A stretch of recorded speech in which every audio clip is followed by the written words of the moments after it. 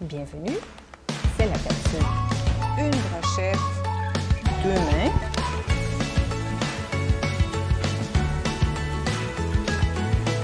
Pour faire le tour de ton assiette et de dessiner avec. Une fois que j'ai bien placé mon conjoint, le sujet ici et une brochette. Loisirs du parc. À bientôt. Bienvenue, c'est la capsule d'information pour apprendre comment travailler l'argile. Alors, pour commencer, on s'installe sur une grande nappe de plastique. On va aussi se fabriquer des cartons sur lesquels on va travailler. Pour fabriquer ton carton, tu as besoin d'un morceau de carton de boîte bien solide de 30 cm par 30 cm. On va le recouvrir avec un morceau de plastique épais. Une retaille de sac de vidange bien épais fera l'affaire. Tu viens coller au dos de ton carton ton morceau de plastique.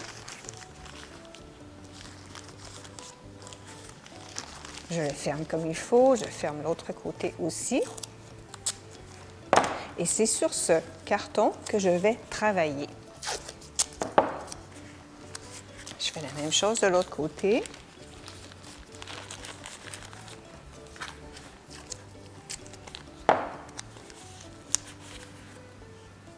Je fabrique deux cartons, comme ceci. Voilà. Deux cartons qui vont me permettre un va me permettre de travailler dessus et l'autre va me permettre de rouler des galettes lorsque j'aurai à faire des galettes ou des plaques pour venir réaliser mon projet. Une fois que les cartons sont faits, maintenant, quelle argile on va utiliser? On doit utiliser de l'argile sans cuisson. C'est de l'argile qu'on achète dans les magasins où on vend du matériel d'artiste. Et il y en a deux sortes. Il y a de l'argile grise et de l'argile qui est rousse. C'est exactement la même chose, c'est seulement la couleur qui est différente. Vous aurez à choisir quelle couleur vous préférez. L'argile qu'on utilise, en séchant, va devenir très, très dure, mais ne sera pas imperméable. Ça veut dire que si on fabrique un vase, par exemple, on ne pourra pas mettre de l'eau à l'intérieur pour pouvoir y mettre des fleurs. Une fois qu'on a notre argile, on va maintenant regarder tous les outils qu'on aura besoin pour travailler notre pièce d'argile. Tout d'abord, l'argile se coupe avec un fil de fer. On a juste à le tendre et on peut facilement couper des tranches d'argile avec mon fil de fer. L'argile ne tache pas et c'est facile de nettoyer l'argile parce que ça sèche rapidement et ça fait une petite poussière grise. Les outils dont j'ai besoin pour travailler mon argile. J'ai besoin d'un rouleau, un goujon de bois ou si j'en ai pas, je peux utiliser un rouleau de carton très dur recouvert d'une feuille de plastique. Je pourrais aussi utiliser une bouteille qui est bien lisse et avec ces outils-là, je pourrais venir facilement faire une galette, c'est-à-dire écraser l'argile et le rouler. Je peux rouler avec mon goujon ou avec mon rouleau recouvert de plastique ou avec ma bouteille. Travailler sur un carton nous permet aussi de tourner le carton parce qu'on va travailler en 3 dimensions. Ça nous permet aussi de transporter notre pièce d'argile et c'est beaucoup plus facile à manipuler. J'ai dans mon petit cabaret ici toutes sortes d'objets. des bouchons de différentes grosseurs, une fourchette en plastique, une cuillère, un couteau, des bâtons de popsicle, j'ai une clé, des petites cuillères, j'ai aussi une corde, une brochette. Tous ces objets-là me permettent de réaliser différents motifs sur l'argile. En pressant, si j'utilise par exemple la cuillère, en pressant comme ça ici, je peux laisser des traces dans l'argile et venir ajouter des motifs pour décorer les pièces que je vais fabriquer. Même avec un coquillage, je peux avoir un effet très intéressant. Lorsqu'on veut créer un motif, il s'agit de mettre plusieurs traces, une à côté de l'autre. Je peux aussi utiliser un tarot. Et j'avais aussi une vis. Alors, c'est à toi de trouver différents objets qui vont laisser des traces intéressantes dans ton argile. C'est certain qu'avec ma brochette, je peux utiliser le petit bout pointu pour venir dessiner. Lorsque je laisse la trace ou si je dessine sur l'argile, je fais attention de ne pas peser trop fort. Parce que tout ce qu'on fabrique avec l'argile doit avoir l'épaisseur de son petit doigt. Si je fabrique, par exemple, une plaque qui a l'épaisseur d'une feuille de papier, comme ceci, en séchant, ça va se briser. Il faut que tout ce que je fabrique ait à peu près l'épaisseur de mon petit doigt. Quand je travaille l'argile, la chaleur de mes mains réchauffe l'argile et l'argile commence à sécher. Lorsque je travaille, je peux réhydrater l'argile, redonner de l'eau à l'argile en trempant mon doigt. Seulement, je vais m'en apercevoir parce que quand l'argile va commencer à sécher, ça va commencer à fendiller. Alors, je vais tremper mon doigt à ce moment-là dans l'eau et venir faire pénétrer l'eau à l'intérieur de l'argile, comme ceci. Et comme ça, je vais redonner de l'eau à l'argile et mon argile va redevenir très, très lisse et facile à travailler. Si je veux coller deux pièces d'argile ensemble, je dois utiliser de la barbotine. De la barbotine, c'est de l'eau mêlée avec un petit peu d'argile. Alors, j'ai un petit bol avec de l'eau. Je viens écraser de l'argile dans l'eau.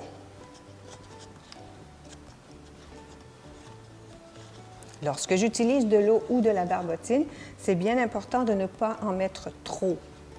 Sinon, l'argile devient vraiment très, très mou et je ne serai plus capable de travailler.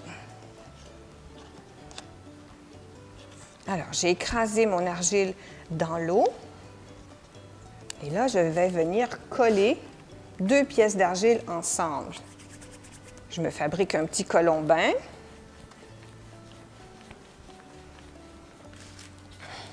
Je trempe mon doigt dans la barbotine. Je viens mettre la barbotine sur ma pièce d'argile. Je mets mon colombin dessus. Est-ce que c'est collé maintenant? Non. Une fois que j'ai mis mon colombin ou la pièce que je veux coller, je prends un bâton ou mes doigts, si ma pièce est assez grosse, et je viens écraser tout autour l'argile. Je dois mêler les deux portions d'argile. Je viens écraser l'argile comme ceci. Et ensuite, avec mon doigt, je viens lisser l'argile. Bien lisser. Pour ne plus laisser de traces.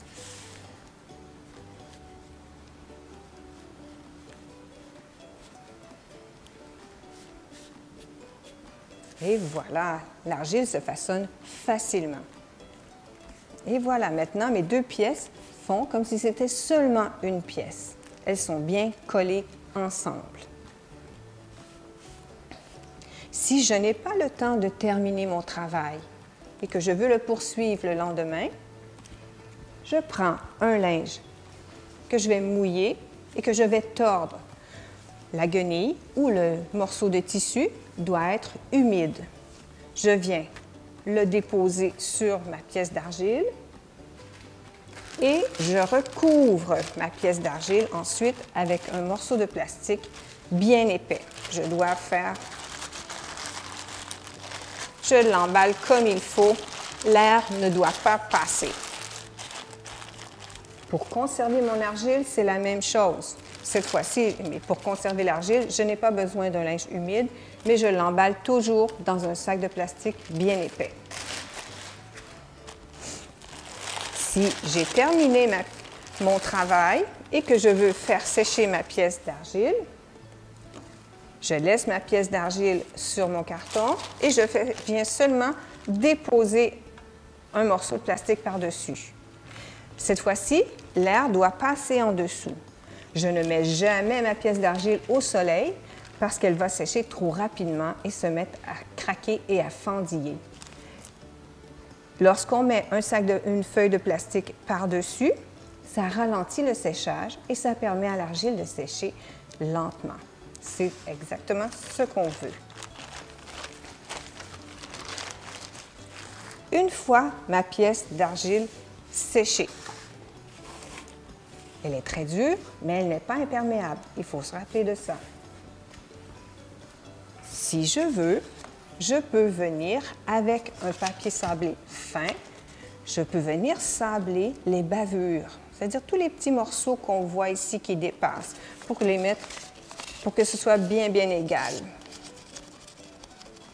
Mais attention, lorsqu'on sable de l'argile, il ne faut pas respirer la poussière. C'est un travail qu'on peut faire à l'extérieur ou avec un masque pour éviter de respirer la poussière.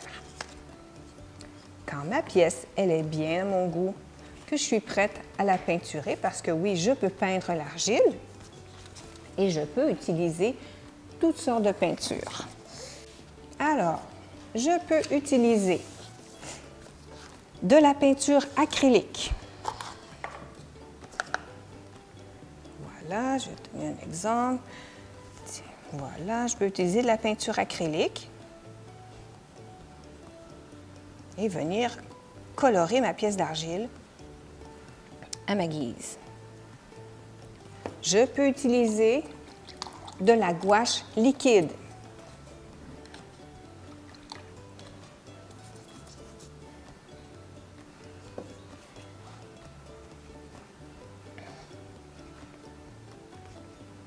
Et je peux aussi utiliser de la gouache en pastille. Lorsqu'on utilise de la gouache en pastille, l'eau que j'ai dû utiliser pour dissoudre ma peinture va pénétrer à l'intérieur de l'argile.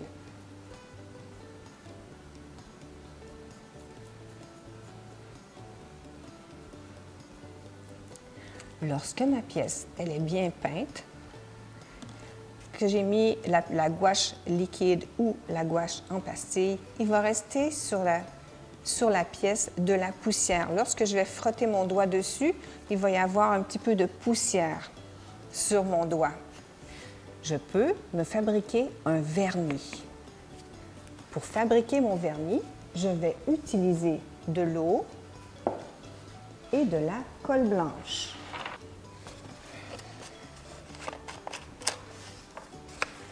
Je pourrais décider de ne pas peindre ma pièce. C'est ton choix. Alors, je mets dans un petit pot avec un couvercle, parce que ça se conserve assez longtemps. Je mets la moitié d'eau et la moitié de colle blanche.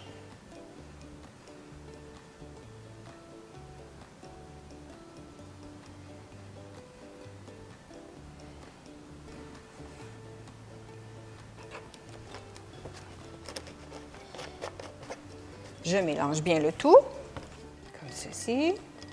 Et à l'aide d'un pinceau, je peux mettre ce vernis par-dessus la peinture. Je peux en mettre par-dessus la peinture acrylique aussi.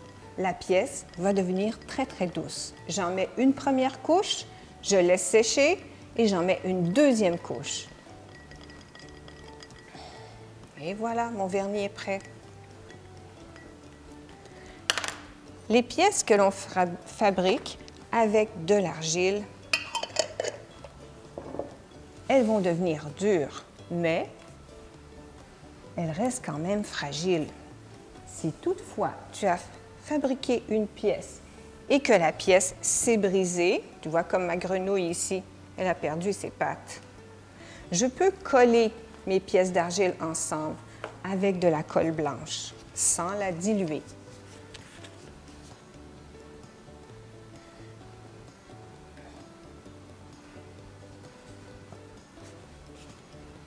Si ma pièce était déjà peinte, une fois mon morceau bien collé, je fais les retouches pour la peinture et j'ajoute encore 2 couches de vernis pour que ce soit bien solide.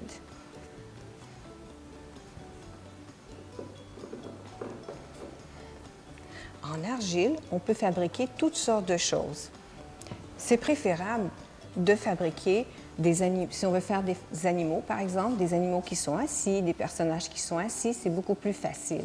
Si toutefois on désire faire un personnage qui se tient debout ou un animal qui se tient debout, on va prendre, je vais refaire mon colombin, et on va prendre des morceaux de brochette qu'on va rentrer à l'intérieur pour venir solidifier la pâte pour que ça puisse tenir debout. Si je n'ai pas de brochette, je peux utiliser aussi un petit fil de fer, ça va faire la même chose. L'idée, c'est de laisser, on va dire que c'est la patte d'un personnage, la jambe d'un personnage. L'idée, c'est ensuite de laisser sécher le personnage à plat et après, on va pouvoir le mettre debout et ça va être plus solide. Comme, par exemple, mon petit animal que j'ai fait ici. Tu vois, j'ai mis dans les pattes, j'ai mis des petites brochettes pour que ça tienne bien debout. Les prochaines capsules vont te proposer plusieurs projets. En te familiarisant avec le matériau, tu vas pouvoir rapidement créer tes propres œuvres.